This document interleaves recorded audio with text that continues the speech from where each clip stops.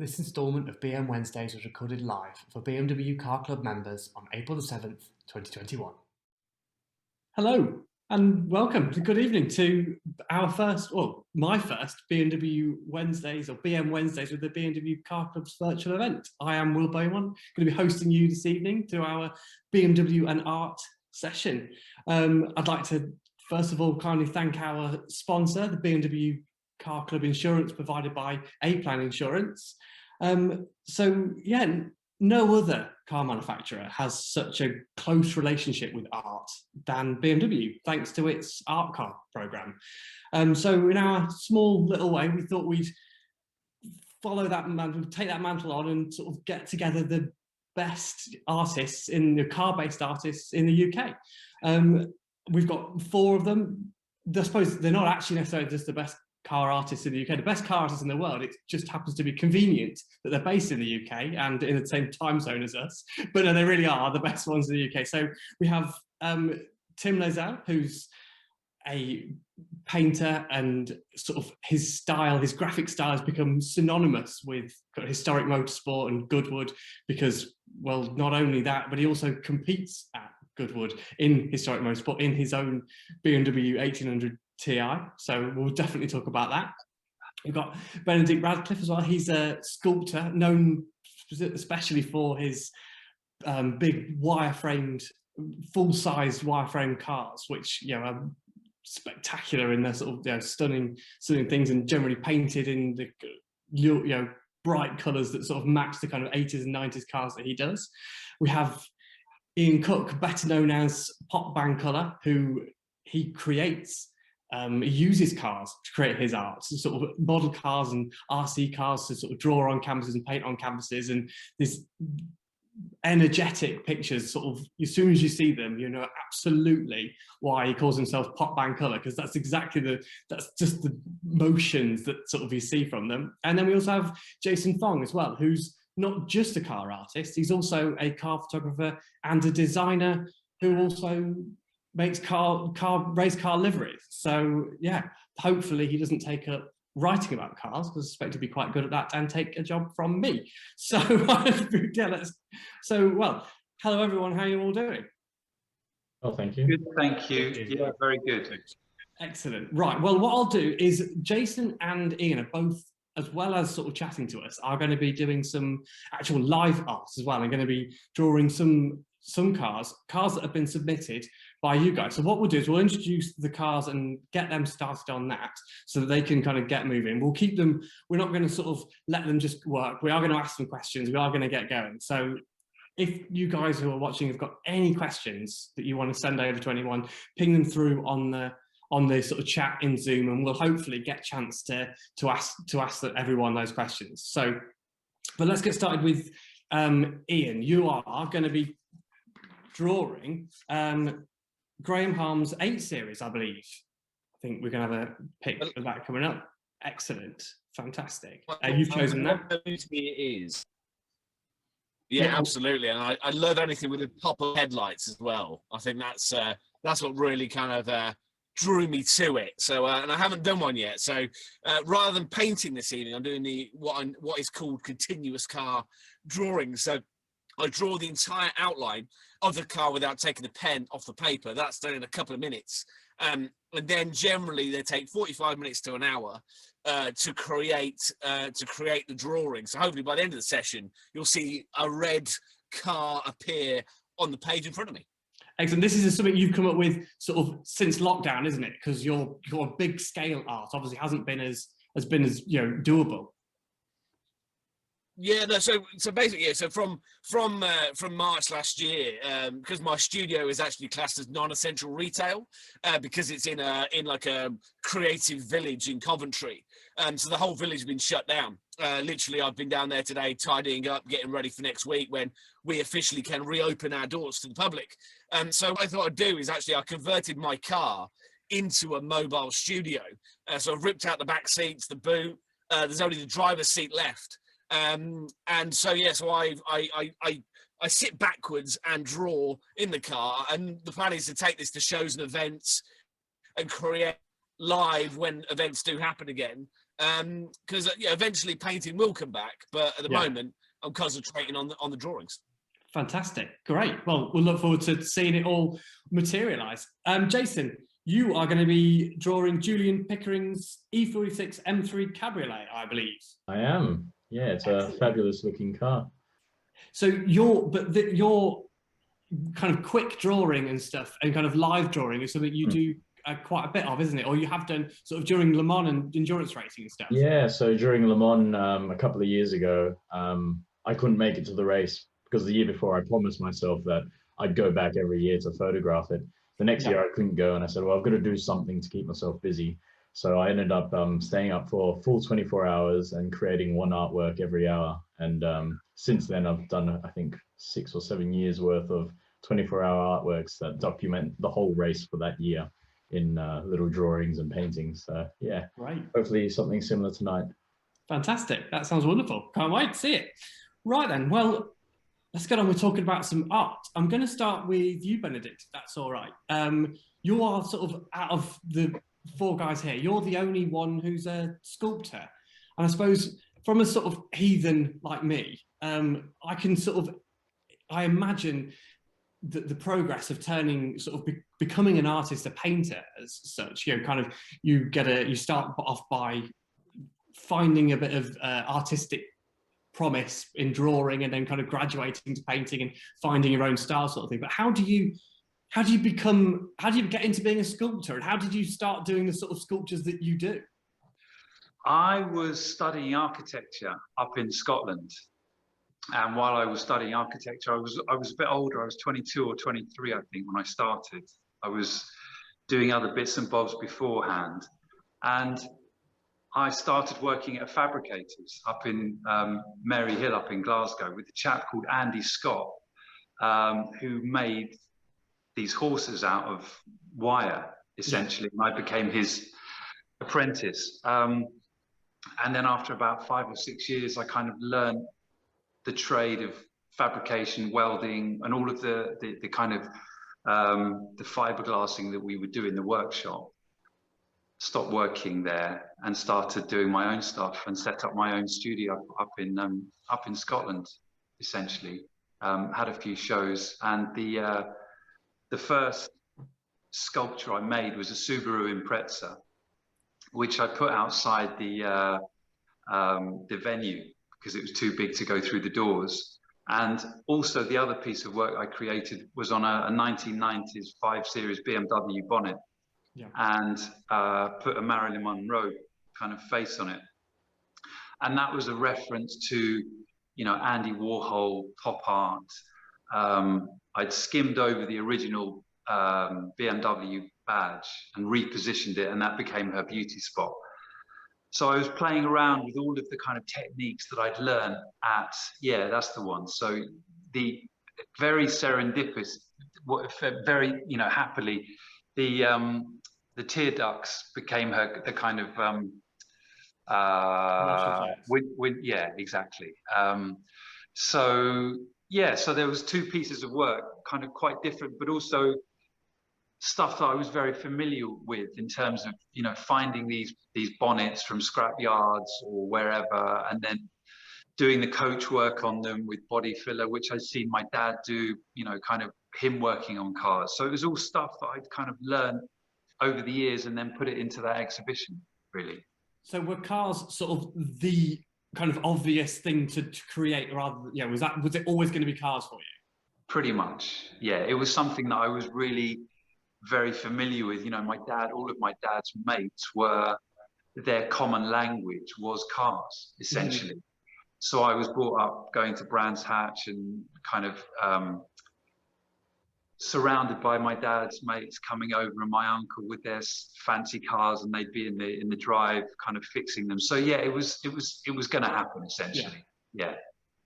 Great. And obviously I think that sort of era of cars is, you know, you very much seem to focus on kind of late 70s, 80s, you know, maybe a bit of 90s sort of cars as well.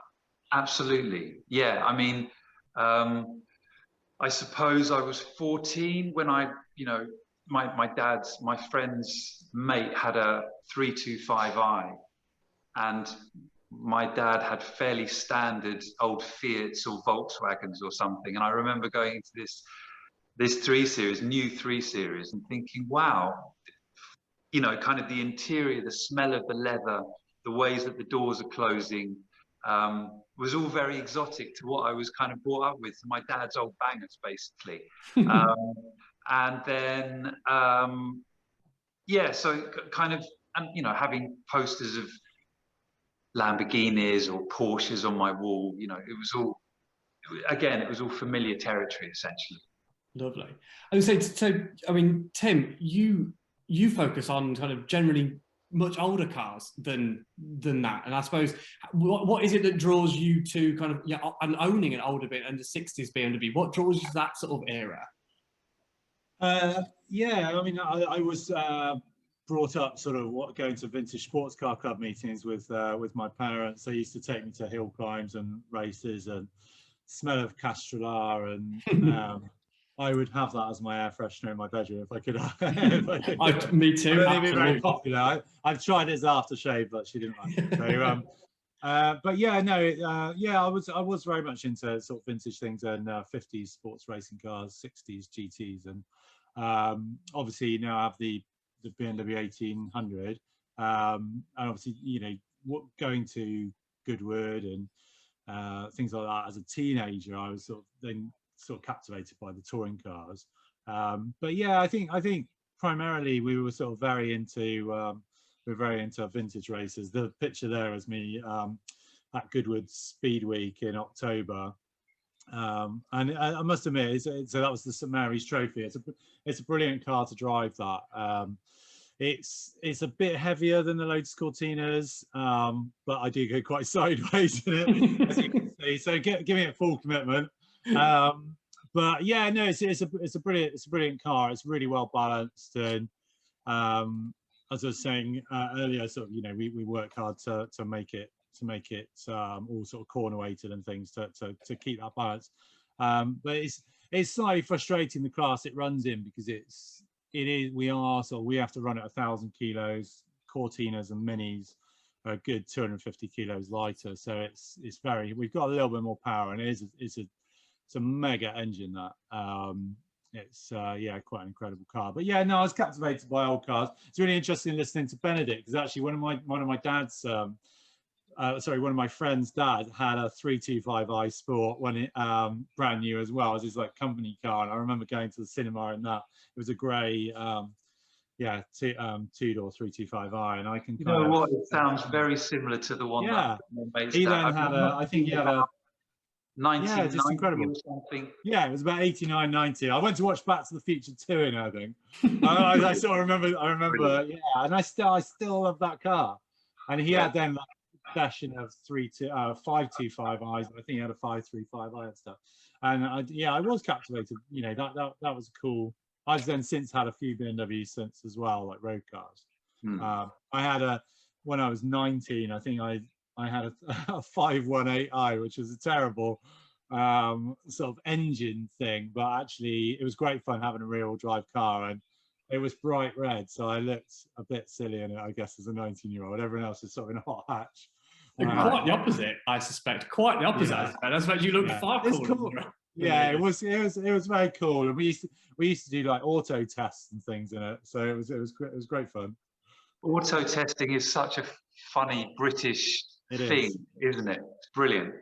Yeah, it was great fun. We used to. I didn't go to university, but my brother went to Bristol University, and we used to do sort of 12-car rallies and things in it, and then auto tests and things like that. So yeah, it wasn't really the right tool for the job, but it was great fun.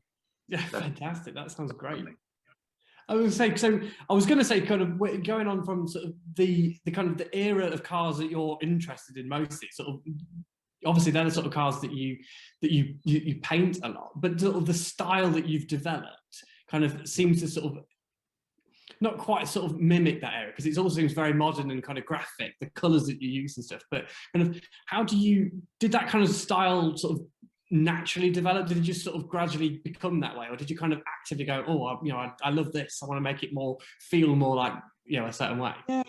Yeah, kind of. It did develop a bit, really.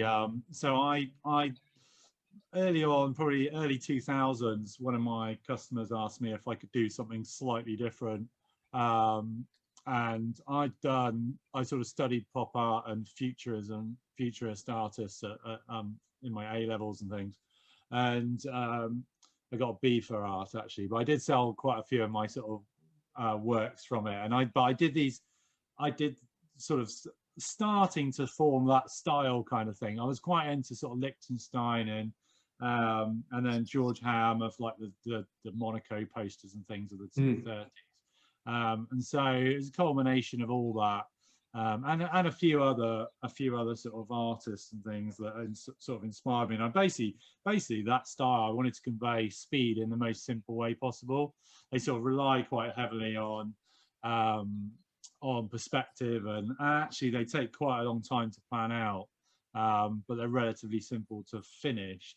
But I always used to paint in sort of more of a realist style when I started out, and then I did these sort of pop art pictures, and I call them pop art, like sort of postery sort of things. They're actually, they don't, you know, a lot of people sort of, you know, I've been asked what computer program I use and things like that, and I just, they start really rough. Obviously I don't use computers, incidentally. Like it's all paint and all paint and brushes, but they start really rough, and then you just sort of refine them down, because there's so much development in channeling the perspective in people's eyes, because essentially like you have a focal point. Like this one, which I've been doing, which doesn't have a car in it, bizarrely. It's the only one I've ever done without a car in it.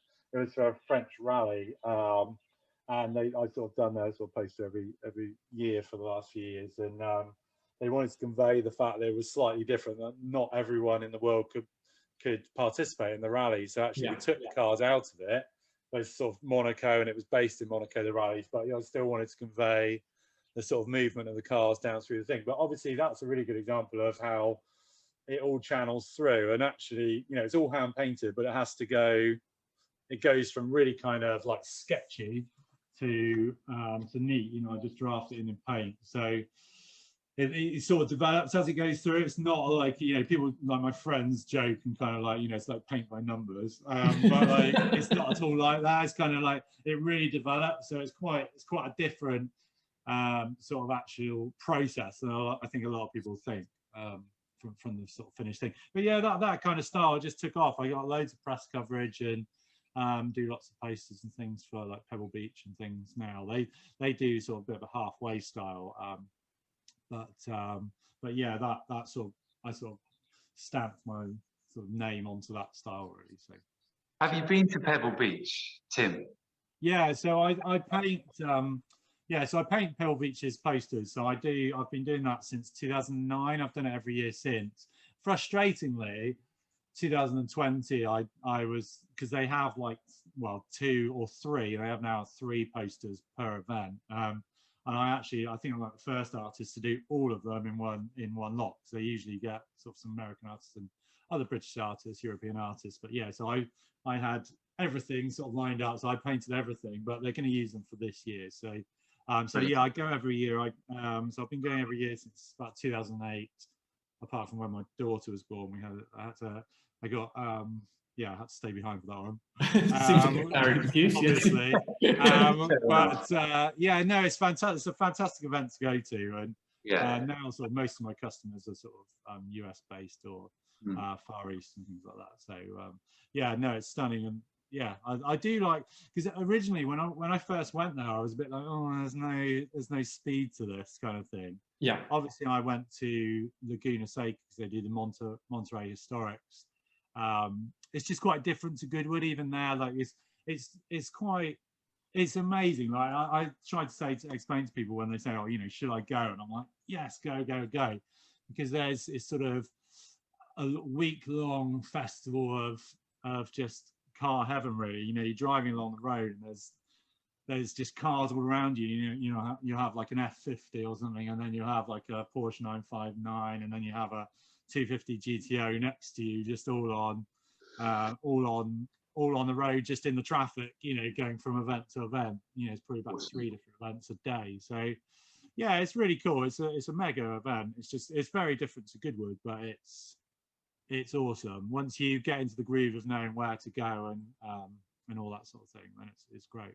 Sounds fantastic. I mean, it sounds like you've that kind of magic of Goodwood, but sort of on a much bigger scale, in a very American sort of way. That kind of having everywhere you look, there's something kind of exciting to sort of see. That sort of sounds like. Yeah, absolutely. And as I say, like part of the fun is, you know, just drive it. You know, I stay in Carmel, and sort of just driving to the events here and there, and yeah, you just look in the mirror and you're like, you know, you're like, whoa.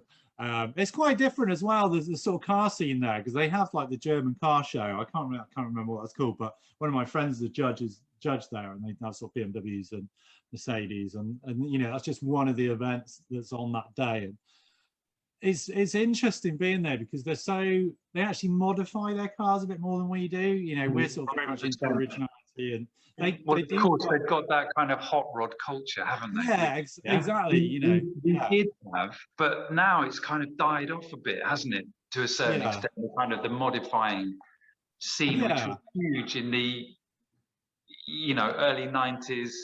I think that kind of tainted things a little bit for us. And lots of people are very precious about sort of originality here, which, I mean, I have to be, I'm not one of those people.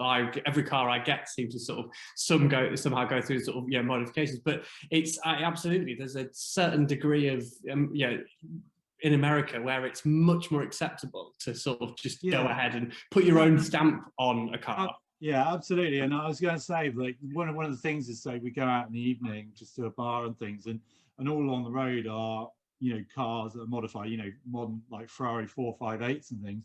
You know, they've, you know, got gold like BBSs on or something, and they've got like yellow tinted lights, and actually, like, where they don't like run with like a front number plate, they actually look amazing. You know, here you might think, oh, what a moron, you know, but actually there they just look right. They look amazing. So totally. I mean, the American roads. I was at SEMA last year, which was a complete, you know, mind-blowing American car culture thing over a few days in Las Vegas, and that was, you know, kind of completely insane, but American style, but exciting, but completely different to Pebble Beach. That seems like the absolute opposite of, but this from all within sort of American car culture, but the opposite end of the spectrum to Pebble Beach. That was fascinating. Yeah, really interesting. Yeah, Pebble Beach it is quite a funny week, because it is a game of two halves, really, because you sort of have the sort of YouTubers turn up in all their supercars and things, and then you have obviously the people with like the serious kit, and they're obviously tied to the concourse, so it's got to be original and all this sort of stuff. But around that, all the enthusiasts that, you know, people just drive from all over the country just to be in the valley for that week. I think that's where I get the buzz from. I get the real enthusiasm when you just see someone, you know, whatever that may be, like if it's a Datsun or something, but he loves that car and he's done loads to it. I love seeing that. You know, it's so cool. It's actually much nicer in a way, seeing that sort of side of things. Yeah, Jason, you grew up in Australia, didn't you? I did, yes. So, I mean, in terms of sort of car culture, as we're sort of discussing kind of differences between burnouts. It's only burnouts. That's all we do. That's good. Perfect. Yeah, but they have proper, like, serious burnout sort of competitions and stuff. They do. Yeah, I've never actually been. That was one thing I kind of regretted not doing before leaving. They've got this event in the end of January, I think, called Summer Nats. And all they do is a whole bunch of people come along, and they've all got V8s. And, you know, some people have, you know, twin turbos, superchargers, and they do burnouts for a week. And it's really good. Yeah. So you and your family sort of were into BMW. So I mean, not the sort of necessary traditional Australian, it was not Holdens and Fords. Yeah, well, I kind of wish I had that experience of a Holden and Ford. I mean, since moving here, it's kind of like, I wish I'd owned a Monaro at least once. But yeah, I grew up in a BMW family. My dad's always been into his BMWs, and it kind of just trickled down to me. And I've always kind of been inspired by the whole BMW thing. I learned to drive in this car. This was my dad's E39 540i, so it was a nice starting point, and it was just a brilliant thing to drive. And we had one in particular that always resonates with me was his 325 IS, which was an E30. So he had that for a number of years, and every traffic light we stopped at, you know, someone would go, "Is that car for sale?" Or when it is, you know, give me a call. And then one day he went to work, was on the way to work, went to go get the car, and it wasn't parked on the driveway. And he came back inside and he was asked Mum, and he was like, you know, "Where's the car? Have you parked it around the corner, around the tree, out of the sun, kind of thing?" And she said, "No, I moved it." Turns out it had been stolen the night before. And then so went through the whole insurance thing. And then a couple of weeks later, he was at the local service station, just literally about 50 meters from our house. And in the garage was the 325. And he went to the owner of the garage. He said, "You know, this is my car. You know this car. You've worked on it before." And the guy said to him, he's like, "I think just leave it. You know, you can't really prove it." And he goes, "Well, if you take off that, you know, that nut on that bolt over there, you'll see where I've repainted where it was originally red or something like that, and you'll see the mark that I made."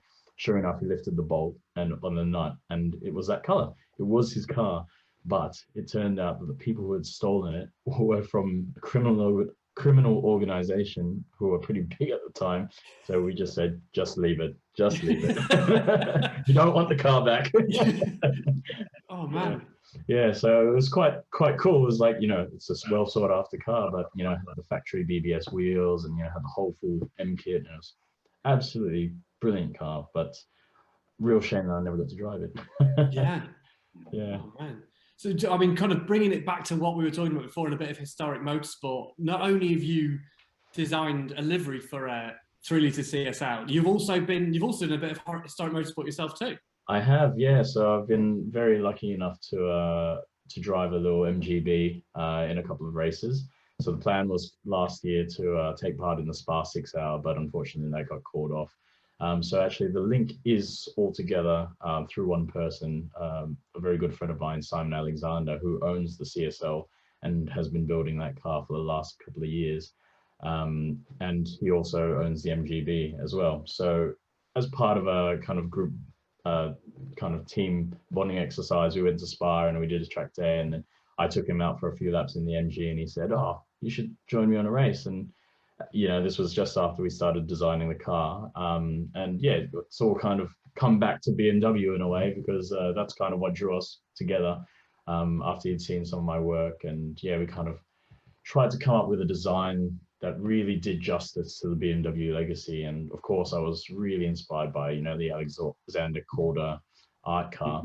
And we kind of toyed with the idea of doing an art car, but after doing a load of concepts, I kind of went, you know what, that's really Halo territory, and I feel a bit uncomfortable going there. So what we ended up doing was designing the car as if we were a privateer team in the 70s.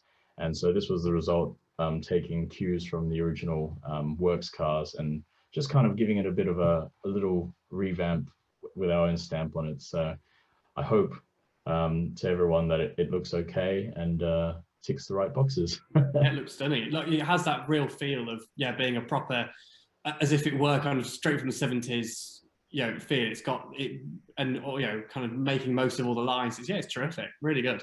Thank you, mate. Very cool. I mean, it's difficult to make that car not look, you know, very good, Jason. It's such iconic, those boxy arches and stuff. Yeah. So, thank you, mate. Fantastic. But yeah, it was definitely quite, you know, it was really hard to kind of go, oh, I've got to come up with a design that kind of really just, you know, it will be acceptable in a way, because in the past, you know, some I look at and you're like, ooh, yeah. So that's why so many people just end up doing replicas of you know, and I understand that kind of hallowed territory of the, you know, the BMW art cars. So iconic. They are, you know, the best artist in the world. Painted those cars. So it's exactly right. Tricky territory for sure. Very tricky. Yeah.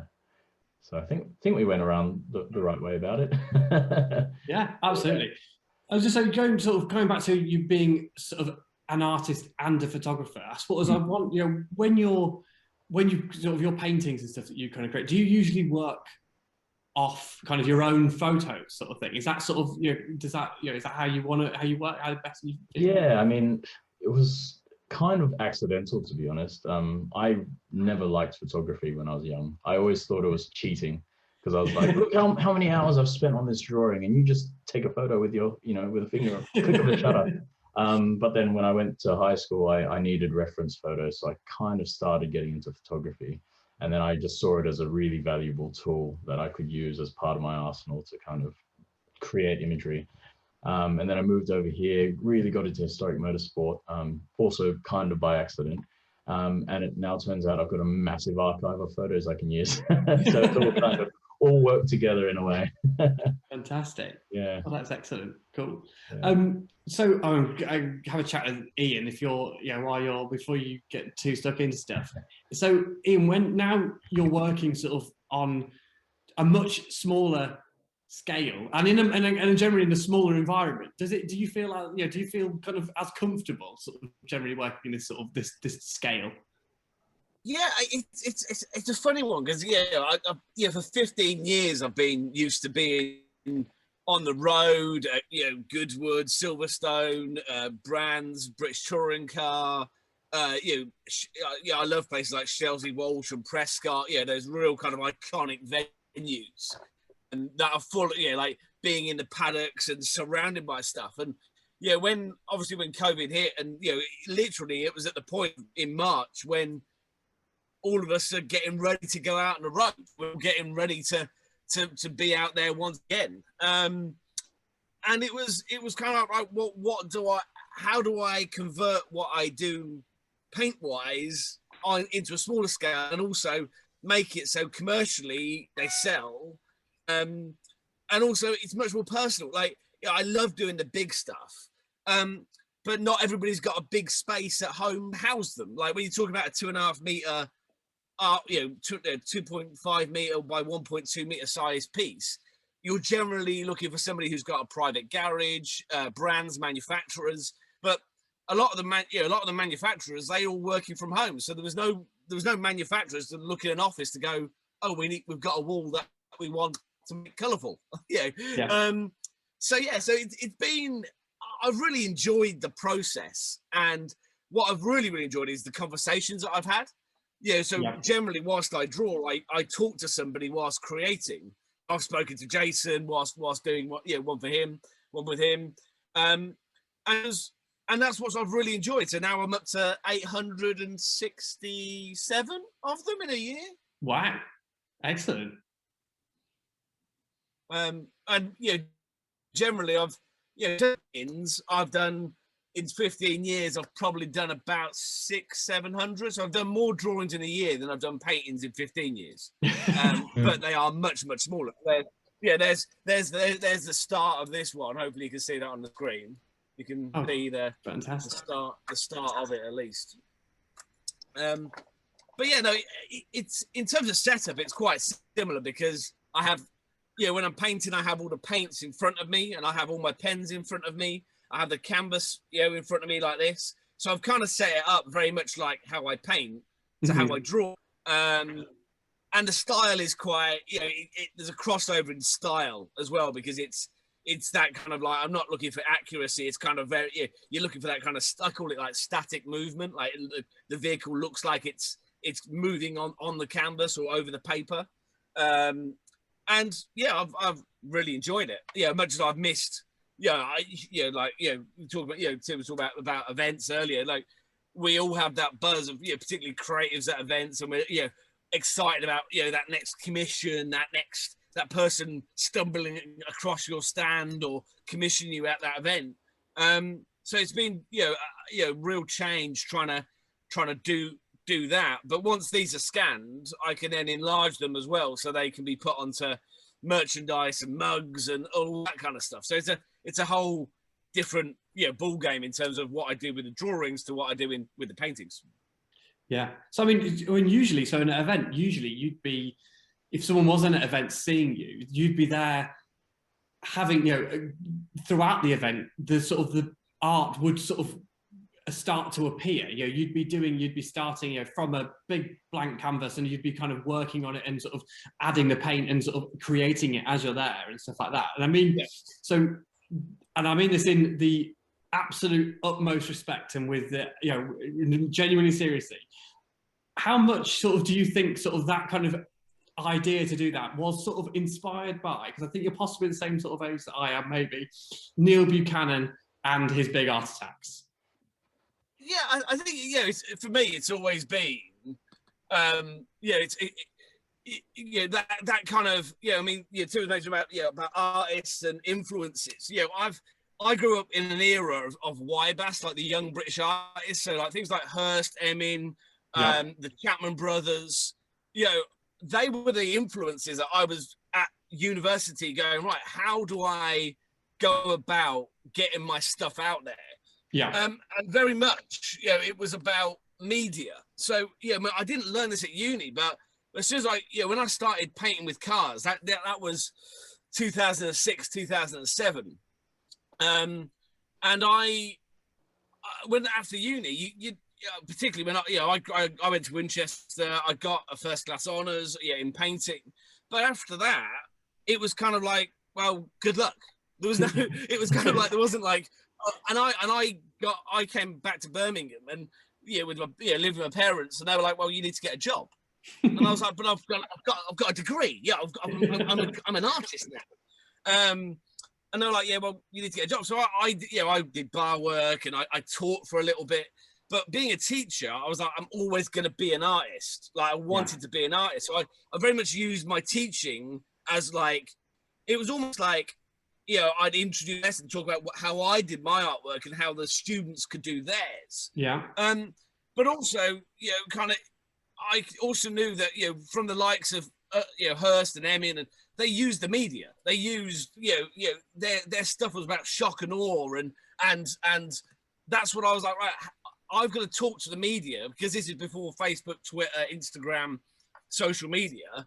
Before that, it was like, right, I've got to get in the local press to feed the national press. And if it was a big enough story, then the local press would feed the national press. So, I mean, not lucky or whatever happened. I was at Goodwood in 2008, and that was the Hawthorne to Hamilton year, in which I was painting there with radio control cars. And what happened is that MC Saatchi, the advertising agency, spotted me at the event. And I got a phone. They actually rang through to my boss when I was teaching. And they rang through saying, we want to talk to Ian Cook about his artwork. And I was like, I'm in trouble. I thought, oh, I'm in trouble. I've broken copyright about something, because I'd done the McLaren artwork and whatever. So what happened there is actually I was commissioned to paint a portrait of Lewis Hamilton, the size of a 3-story building. So I think you might have possibly on one of the slides, it might be that. So I ended up painting this giant portrait of Lewis, which was next to Tower Bridge. And that was kind of my big break, as it were. Randomly the same year was actually the year that BMW did the advert where they were skidding the Z4 or I think it was Z4 through paint. Yeah. So I had a lot of people go, oh, was that you doing that? And I was like, no, but it kind of like helped me in some way, because I was painting with cars and there's this advert on the telly of cars skidding through paint and making it. So following Goodwood in 2008 led to me going on to other events, other shows, brands, manufacturers, working for various things. So some of the slides there you see, I was painting with a full-size truck at Brands Hatch, and I also did the Parc Ferme artwork at Monza in 2017. Yeah. So it ended up, it was a Ferrari artwork at Monza, but actually Lewis won. So it was quite an awkward. It was a bit of an awkward thing of this giant mural to Ferrari, but actually Lewis, on the kind of parking on it. So these things happen. That was a very, very stressful event. That particular creation for Formula One out in Monza. Cool. Oh, that's fantastic.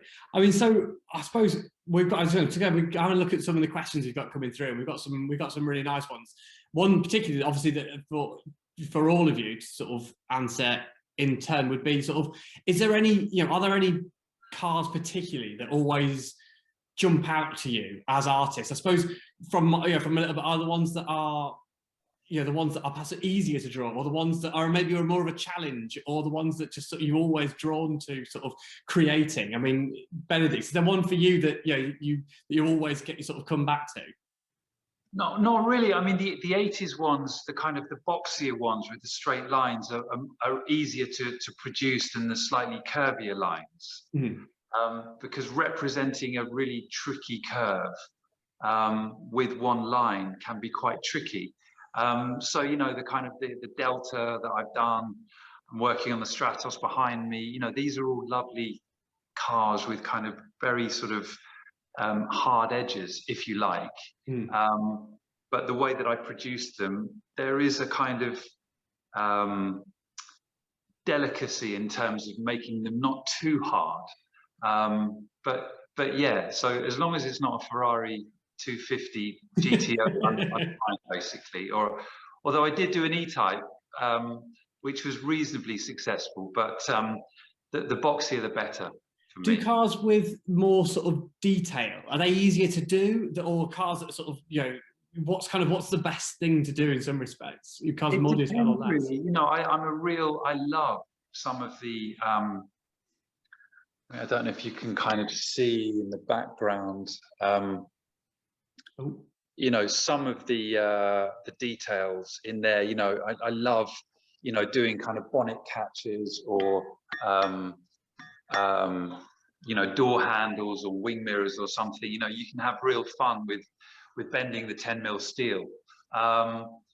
But every project produces kind of different challenges. Again, Tim was saying about spending loads of time setting the work up. It's kind of similar to me. Once you've kind of set it up, you can almost relax and go, yeah, okay, right, I know where all the lines go. So it's, but because you really go into the detail with these things as well, because some of the time you even create sort of like I think one of your sculptures, even sort of the logos and stuff, and the script and things out of the bar too. Yeah, I mean, I did that on a Porsche, and then I got a commission for a big auto museum in Kansas, in Manhattan in Kansas, in the Midwest, and I did a Plymouth Superbird. But the iconic kind of Plymouth logos and the Superbird and all of that, and I was mixing the different weights of steel. So the main car was in 12mm, and then the logos were in, I think, 8 or 6. Okay. And again, kind of these iconic logos represented in the different weights look so crisp and clean. Yeah, good fun. Yeah, awesome. And so, Tim, go back to the sort of the special cars. Is there cars that you're drawn to? In fact, are there cars that you absolutely want to avoid when you're painting? The ones you hate doing? That's a good question. Yeah. No, I did. I mean, to be honest, I've painted all sorts. I recently did a set of 25 paintings for a chap who had a mega collection of cars, some extreme exotics and some, well, they're all exotics in a way, but like he had some sort of, like, let's say, cheaper end of the spectrum. But actually, I quite liked doing the sort of cheaper cars, because I don't do them that often, and it was quite nice. It's quite nice, again, like showing like he had just such enthusiasm, because they were sort of more from his youth and things. And I quite liked doing the whole collection. Actually was great, because I painted all quite small pictures, and because there were so many, I kind of got into a real rhythm, and I actually really enjoyed doing that. In terms of the designs, it's complex. It's more, to be honest, in my sort of styles, it's obviously I paint in 2 different styles. I don't know whether you've got the realist styles on that we can show, but that really depends on color and things. It's a challenge, like painting red cars, actually. If you were to paint, like, I mean, that's a realist painting, obviously, and what I tend to do is really not so much focus on the actual, obviously I focus on the shape, but it's actually what the car's doing. I really sort of concentrate on like where the car's leaning and how, to show that impression of speed, and either braking or accelerating, or obviously he's just going into a slight drift, but not much there. And that is a big part of my work in terms of showing what the car is actually doing. You know, like again, like we've got the Ferraris at Monaco there. Musso behind is sort of understeering a bit. Hawthorne out front is sort of oversteering a bit. So it's just showing that kind of thing. And also, like, obviously those cars, people over restore cars obviously these days, and those days sort of Grand Prix cars, even when they're brand new, you know, are actually quite ratty. And you know, you try and convey that in a painting, particularly in that sort of style. You know, it doesn't look ultra chromy and polished sort of thing. You want to show a bit of the race dust and the sort of dents and things like that. So yeah, I am drawn to sort of 50s and 60s cars generally to paint, like sports racing cars, GTs. But I do tend to do GTs and sports cars. I just quite like doing them rather than Grand Prix cars. I do paint a lot of Grand Prix cars, and I do paint a lot of modern cars as well. It's just I don't necessarily show them so much, but I do paint a lot of supercars and things like that for people. Well, that slightly sort of just goes into another question. I will go back to everyone for this as well, but sort of someone's asked sort of what kind of is your sort of special dream car? You know, what is your ultimate dream car, Tim? Well, I haven't got one. No one ever has, but yeah. Put me on the spot. What's my ultimate dream car? I think probably something that I could use on the road. I could drive to a race it, and then drive home. Yeah. Probably a 60s GT car, maybe something like a Lister Jaguar, something like that, or Maserati 300S, something that I could, you could drive up. Say I drove to Silverstone. We live in the West Country, up to Silverstone across the A roads, and then race it, and then drive home. D-type, something like that. Maybe, but I'll probably change that in a minute. Of course, it changes on a second. Exactly. I mean, to be honest, I think there's so much focus at the moment from manufacturers on just making stuff really, really powerful.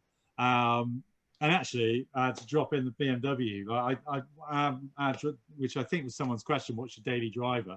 We've got a 320D Touring, an E90, and it's a brilliant car. And I having said that, I should just say I broke down the other day. I took a photograph of it, but the water pump went, and I was just about to. I took a photograph of it on Salisbury Plain. I was going to eulogize about how amazing that car is and why do you need any more power. And then it broke on my road. But not as these things happen. But we've had that for 9 years and done 100,000 miles in it. And I swear it's a 320D M Sport. Could maybe do with a bit more torque, but other than that, it's all the car you ever need. I don't like the people that have a quest for all this power, but you don't necessarily need more power. You just be a bit keener in the corners. Excellent. So quickly then, Jason, what's your favourite car to draw? What are you always drawn to, or which ones do you absolutely hate when it comes to it? Yeah, it is a really, really good question. I tend to change all the time, so it is really hard. But I suppose if I had to pick, it would be classic for sure.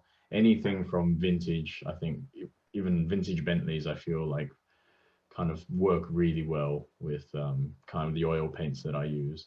But I really enjoy kind of vintage all the way to probably 60s, 70s. I mean, not saying I don't like anything new. It's just I feel like the older stuff just kind of they match the mediums that I use a bit more. So yeah, kind of.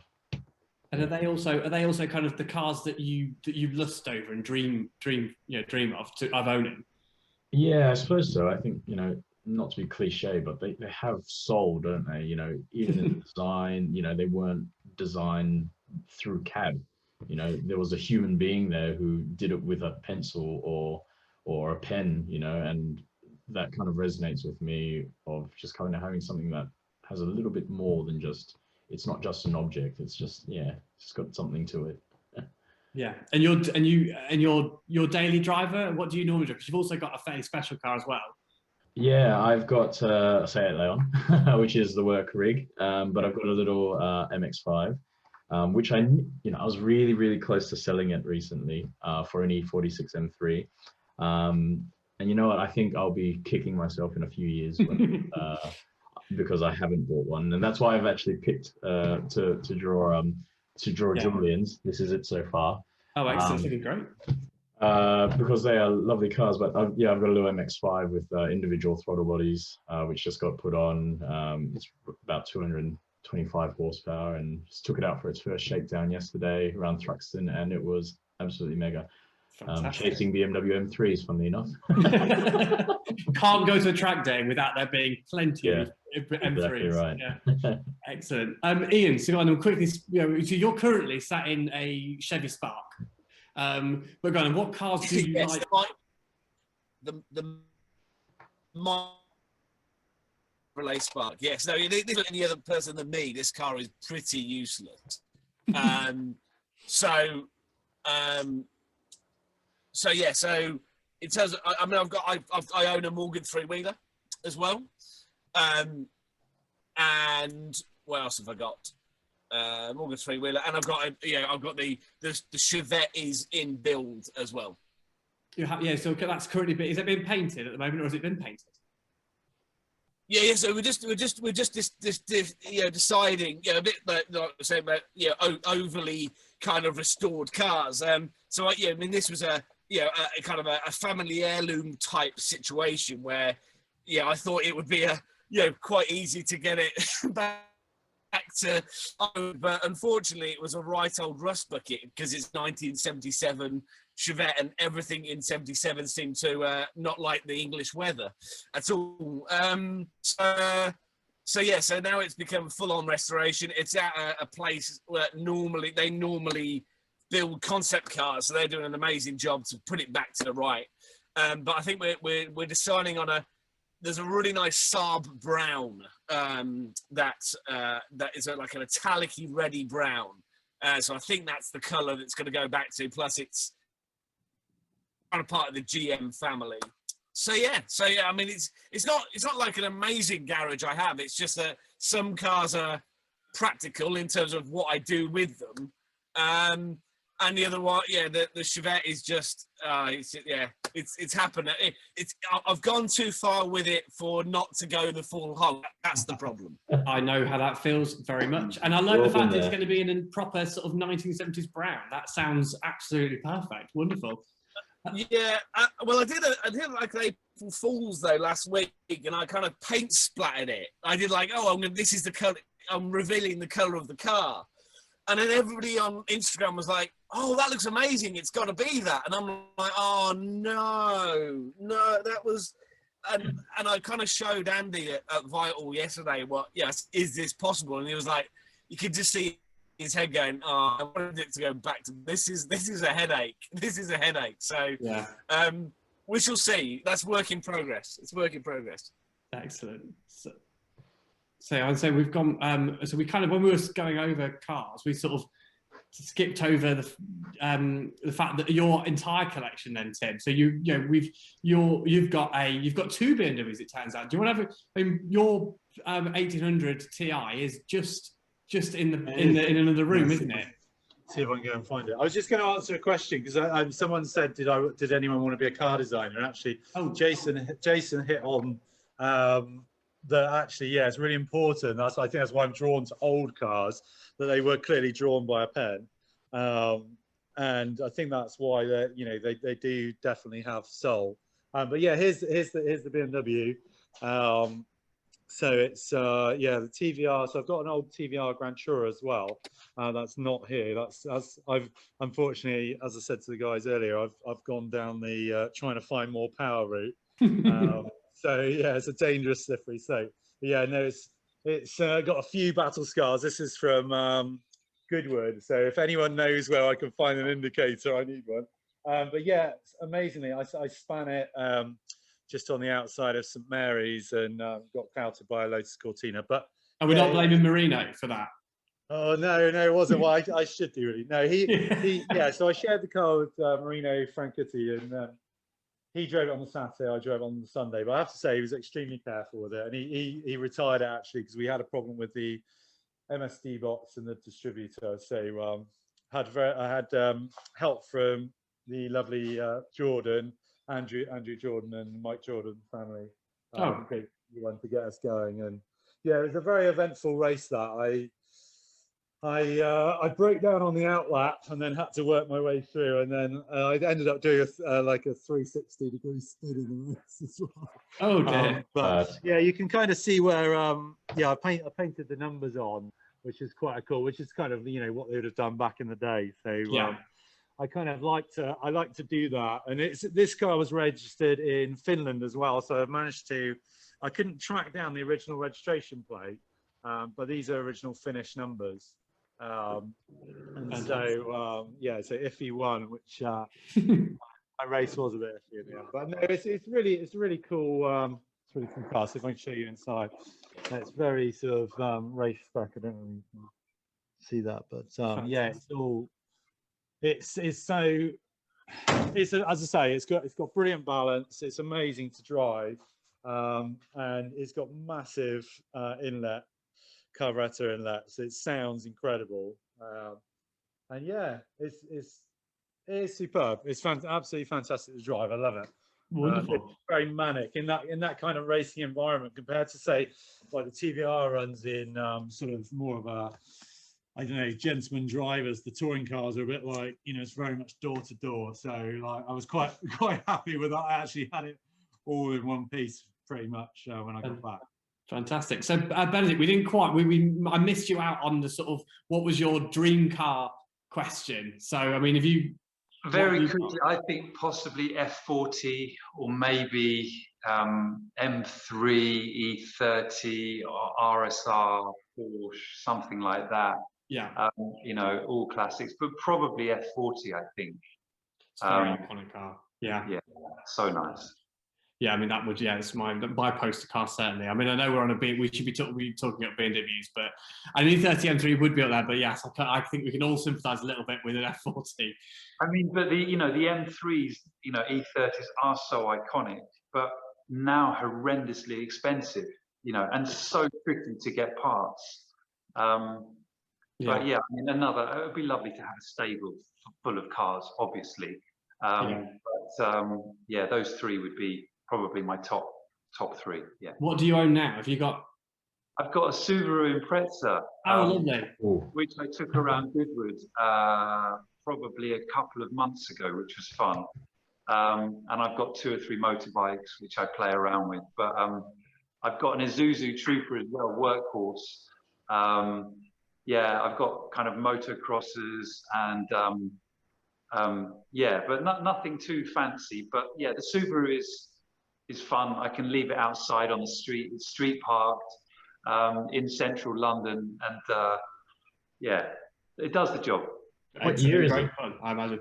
We're getting tantalisingly close to our hour, which is a real shame. As if by magic, it's almost over. So I think before we sort of finish, we should probably check in with, you know, Jason and Ian and sort of see how you guys have got on and sort of the artwork as it is. So Jason, do you want to give me? Oh, Ian's ready. He's got it prepped and ready. Let's have a look at that first.